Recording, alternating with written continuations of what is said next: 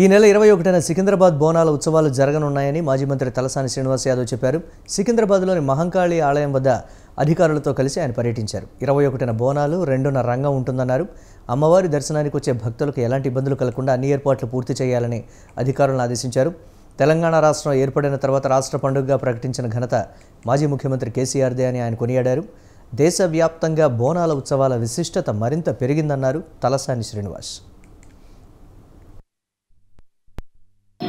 అంటే వచ్చే ఆదివారం నాడు జరిగేటువంటి బోనాల ఉత్సవాలు అంగరంగ వైభవంగా కొన్ని లక్షలాది మంది సమక్షంలో జరిగేటువంటి బోనాల ఉత్సవాలను జయప్రదం చేయడానికి వచ్చే లక్షలాది మంది భక్తులు కూడా ఎటువంటి అసౌకర్యం కలగకుండా అమ్మవారి దర్శన భాగ్యం చేసుకోవడం, దీంట్లో బ్యారికేడింగ్, మరి అదేవిధంగా ఎండోర్మెంట్ కానీ, వచ్చే వాళ్లకు మంచినీళ్ళు ఫ్రీగా మంచినీళ్ళు ఇచ్చేటువంటి కార్యక్రమాలు కానీ, ల్యాండ్ ఆర్డర్ కూడా మరి పటిష్టంగా ఎటువంటి మరి చిన్న చిన్న ఇబ్బందులు కూడా ఆస్కారం లేకుండా అధికారులు కూడా బ్రహ్మాండంగా ఈ కార్యక్రమం